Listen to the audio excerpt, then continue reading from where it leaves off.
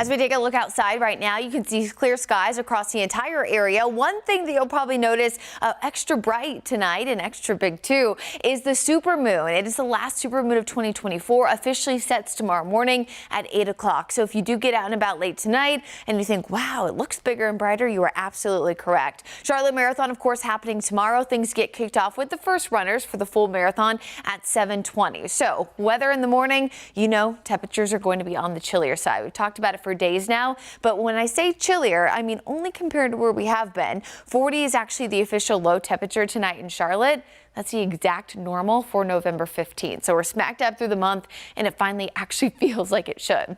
Temperatures tomorrow afternoon, though, reaching the mid to even upper 60s in a few spots. So sunshine, light winds. We start off on the cooler side. We get nice and warm by the afternoon. So hopefully most of the runners are asleep. And if your friends, family members, you're trying to go for support, they probably need to bring some jackets and kind of shed them slowly as they're going throughout the run, because things will get really warm as they're running so much, and of course in that direct sunshine. And the sunshine contributes to why we're going to be so nice the next few days as high pressure moves back in. This allows for some cooling off tonight, although the mountains will still see a few clouds, which will keep them a little bit more mild. Normally we see a really big temperature swing, but mid to upper 30s for the mountains, upper 30s to near 40 for Charlotte area. So it's really not going to be much of a difference as we head into the evening hours. A few more clouds for those mountain areas versus complete clear sunshine for us here in Charlotte.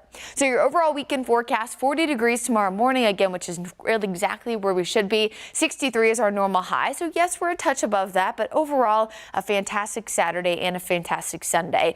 Last weekend, what kind of feels like the last few, we've been talking about one great day to get outside and one that's maybe a little bit more mediocre. This weekend, I think both days are fantastic. Yes, again, cooler in the mornings, but abundant sunshine by the second half of the day. Now, where we start to see some changes come by Tuesday and Wednesday. High pressure and control for multiple days. Then we start to see cloud cover building in by Tuesday afternoon. That's ahead of a strong cold front. And this time, this cold front is going to pack a punch. And the reason why is, yes, cold fronts oftentimes contribute to cooler and drier air, but this one's air mass comes all the way from Canada. That allows for a really, really strong dip in the jet stream, allowing for that lowest storm track, which means cooler temperatures. If you're with us a few weeks ago, we were talking about how really high jet stream was meaning more warmth. Of course, is the opposite thing. So with cooler and drier air here in Charlotte, that also means cooler and drier air in the mountains, which eventually will contribute to the chance for a few snowflakes by Wednesday night of next week in the mountains, maybe even a wintry mix for portions of the foothills. If you were hoping I was going to say Charlotte, unfortunately, that is not the case. But we could have our first frost of the season so far. Hard to believe that we're almost toward December. We haven't seen a frost yet. The average is just before Halloween, latest ever December 2nd. We're not quite there, but we actually have not had any temperature this season below 39 in Charlotte. You need about 36 degrees or below with those lighter winds to get a frost, and that has just not happened yet. Here's your Guy Roofing 7-day forecast. You can see that 7-day temperatures will be in the 60s this weekend. We get close to 70 before that next big change. And looking at that extended forecast, Jane, Thursday and Friday, definitely a shock to the system with those highs in the 50s.